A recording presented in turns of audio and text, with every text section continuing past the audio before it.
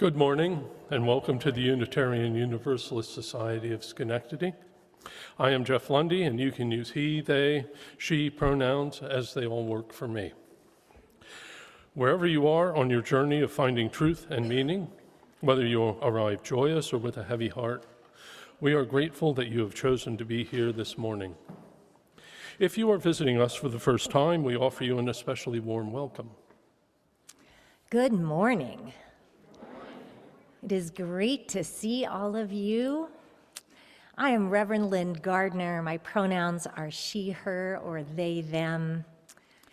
In this week, where some are having a week of spring break and others are preparing for the beginning of Passover, some who have been away for a while and have returned, and some are here courageously for the first time. It is such a gift to be together.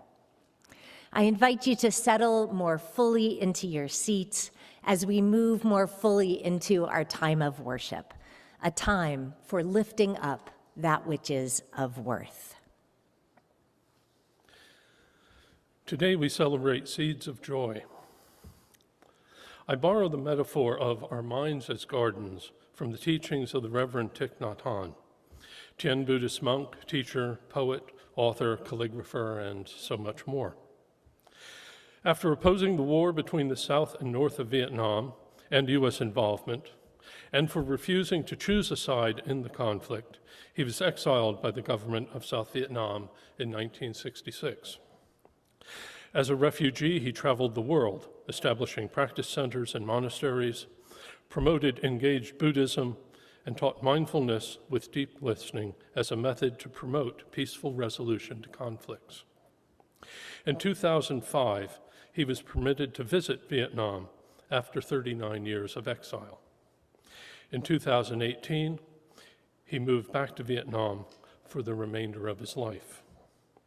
He encouraged us to think of our consciousness as gardens and our minds as the gardeners who tend and cultivate or neglect them as we will. We are given a plenitude of seeds to grow in our garden. We receive them from our parents, our guardians. We get them from our teachers and our peers. They are freely distributed by our society and our culture. Not all the seeds we receive are truly useful. Consumerism hands out seeds of greed and avarice so that we might never be satisfied with what we have, but always seek more, bigger, newer, louder, whatever. Some societies hand out seeds of diversity, equity, and inclusiveness. Others distribute uniformity, inequity, and exclusion. All these seeds we receive, fear, compassion, aggression, empathy, hate, happiness, apathy, benevolence, misery, and joy, they all get planted in our consciousness gardens.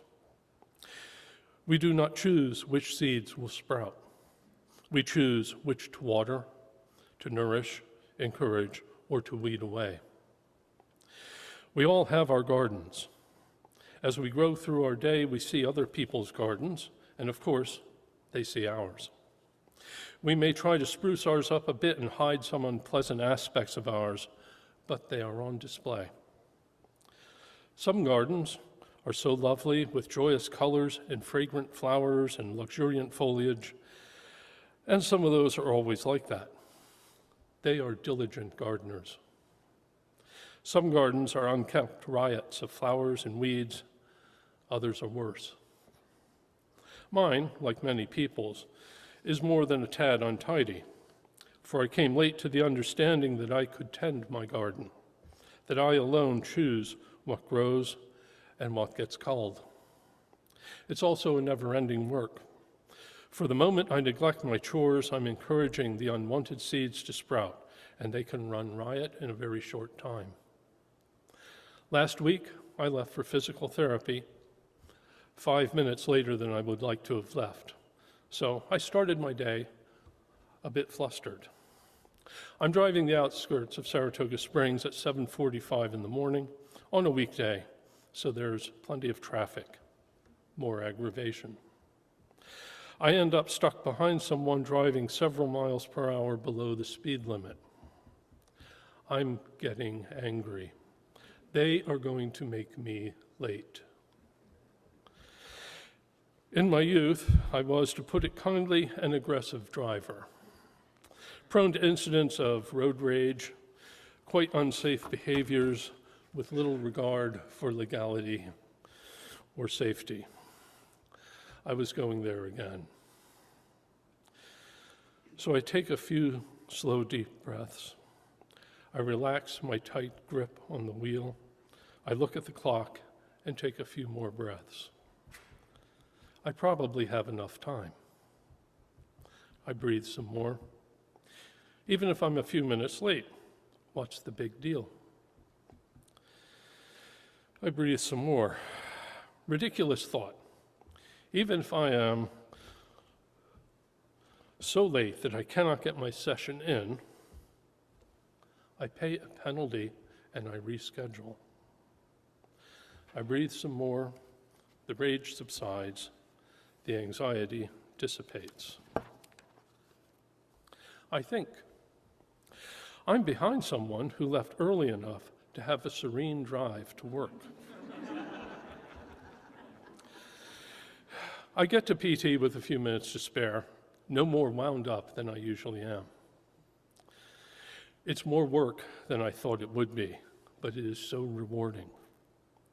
After years of not always diligent weeding, pruning, tilling, and watering, I have a garden I'm not ashamed of.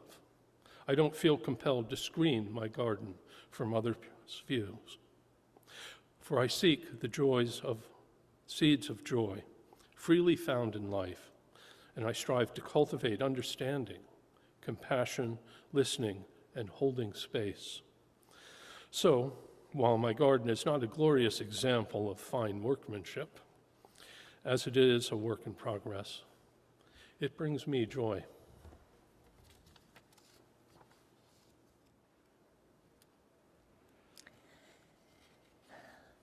It has been a tough couple of weeks, y'all. Who am I kidding? It has been months. There have been so many chaotic and scary and horrendous things in disproportionately large amounts since November 5th. Those have increased in ferocity and intensity since January 20th. Each day seems to bring some new attack on our values, our democracy, our families, our neighbors. It is overwhelming, exhausting, and infuriating. I worry about the circumstances, the very human created and caused circumstances of far too many people across the globe, including in this country, who are in harm's way and who are feeling vulnerable. So many are unsafe. And to be clear, I don't mean them out there. I know that some of us right here do not feel safe.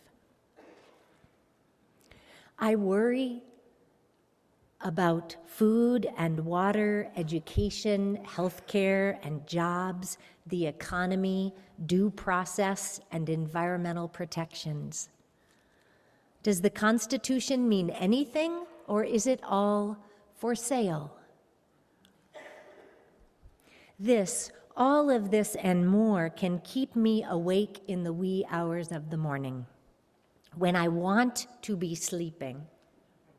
I want to be sleeping, and when I know that many others are awake too, including some of you. We have talked about those times, some of us. Laying awake, worrying, wondering how will it all turn out, hoping for something different and unsure of what we should do. And then the sun rises.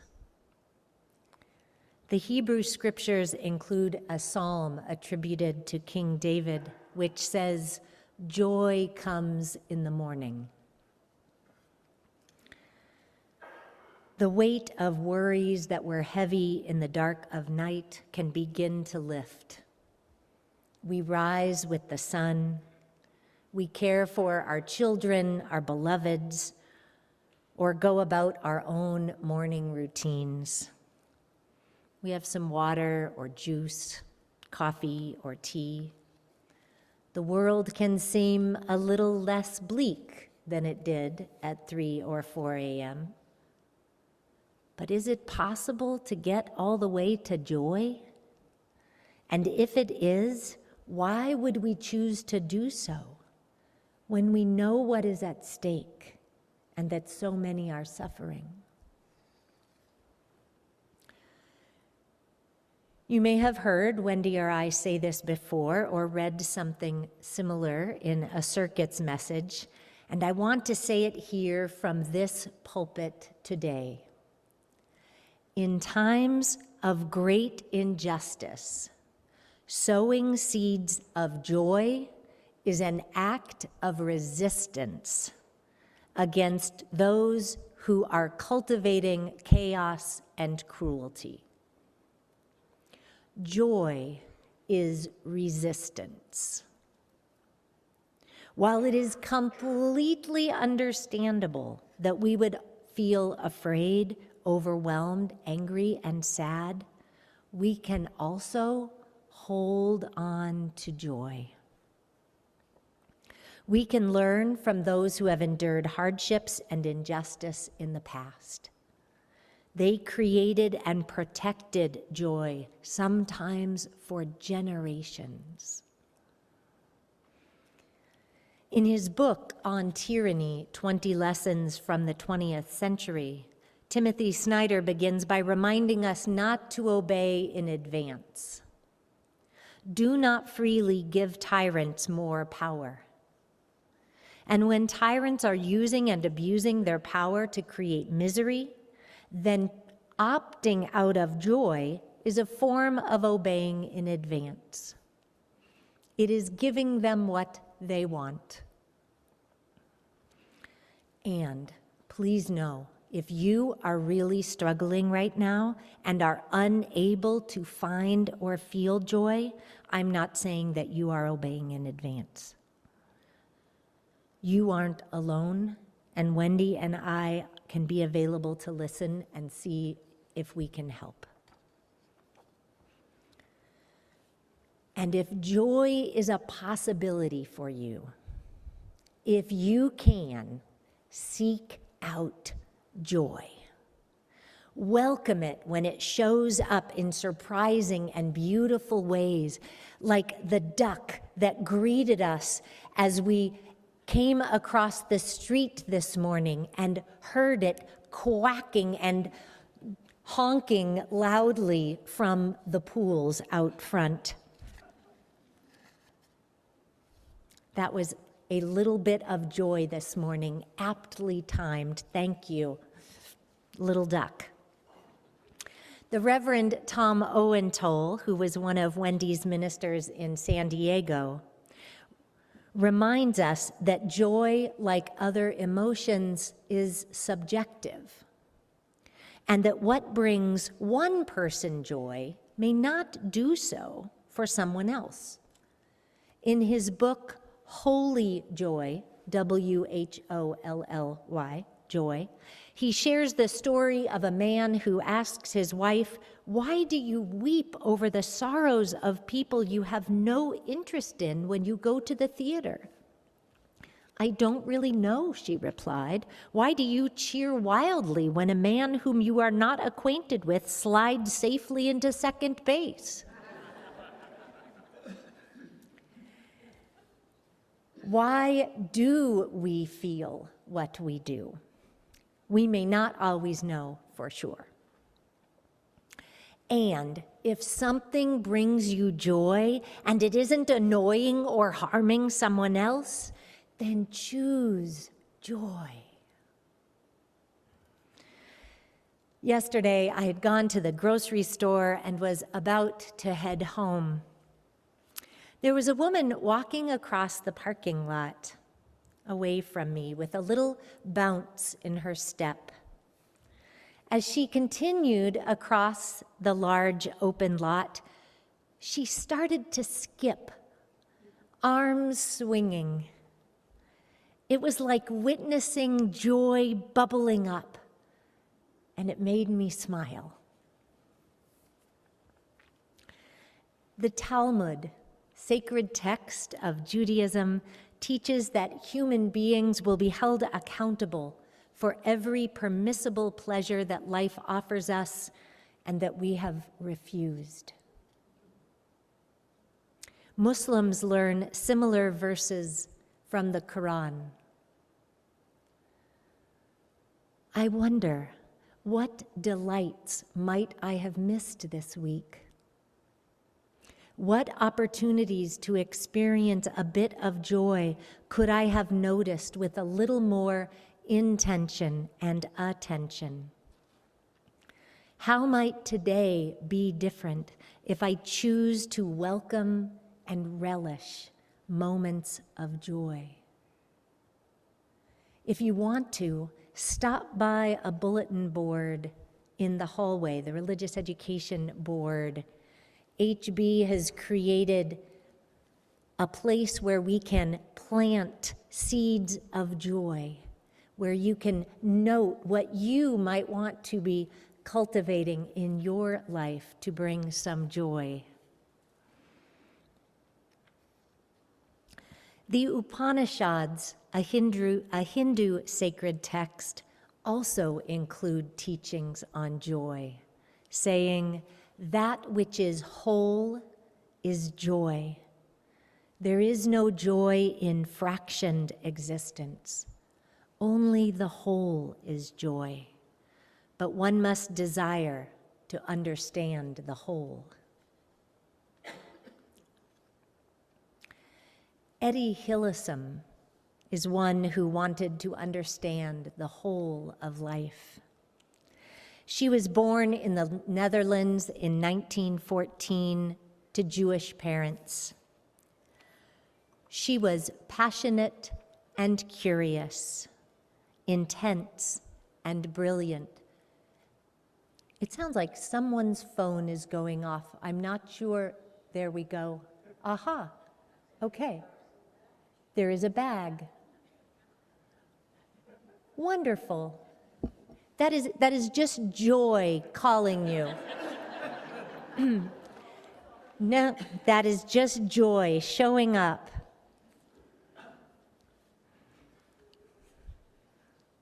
Life is open to interpretation. Yes.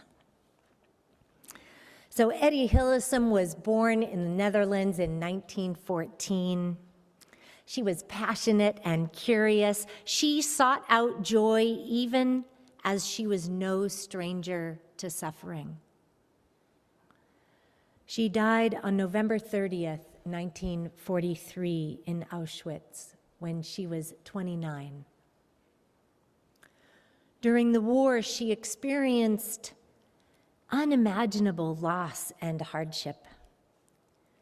She also told stories to her friends to help them laugh, to help them find joy. Her diaries and letters serve as a witness to both the indomitable nature of the human spirit and the sustaining power of faith, love, and joy.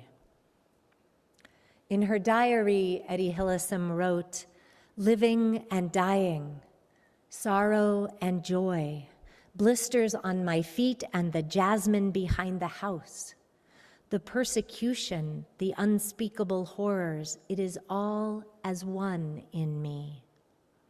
And I accept it all as one mighty whole and begin to grasp it better, if only for myself, without being able to explain to anyone else how it all hangs together.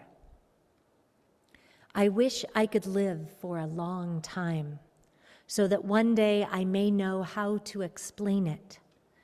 And if I am not granted that wish, well, then somebody else perhaps will need to do it. Carry on from where my life has been cut short. And that is why I must try to live a good and faithful life to my last breath, so that those who come after me do not have to start all over again, need not face the same difficulties. Isn't that doing something for future generations? Despite everything, she concludes, life is full of beauty and meaning.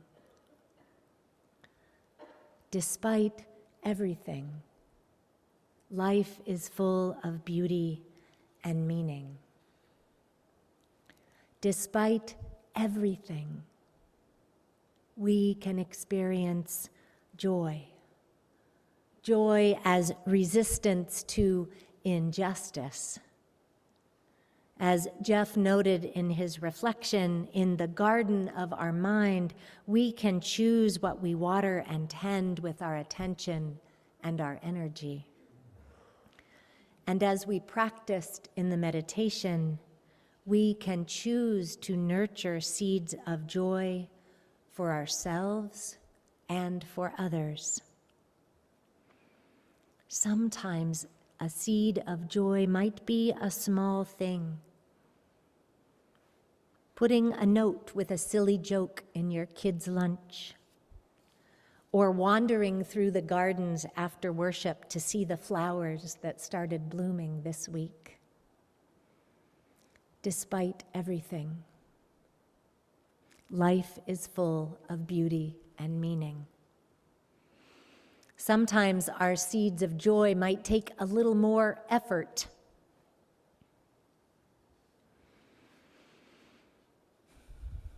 Having a hard conversation with someone so that we might heal what is broken between us, so that we can get to joy. We might make a commitment to take a dance class with a friend, risk joining the choir, or finding meaningful ways to serve. Unitarian Universalism isn't just a tradition of learning and theory. Our values ask us to live them, both in our congregations and in our wider communities. One of the leaders in my home congregation has a favorite quote from Bengali poet, philosopher, artist, and social reformer Rabindranath Tagore. He wrote, "I slept and dreamt that life was joy. I awoke and saw that life was service. I acted, and behold, service was joy."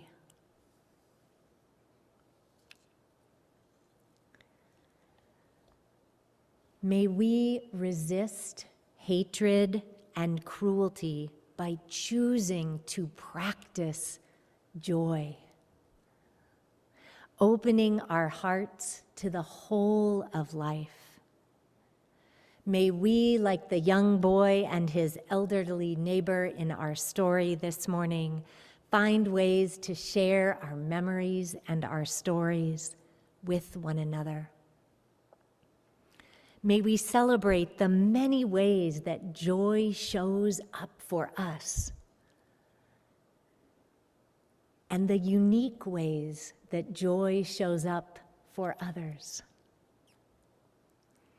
May it be so, today and always. Ashe, Salam, Shalom, Namaste, Amen, and blessed be.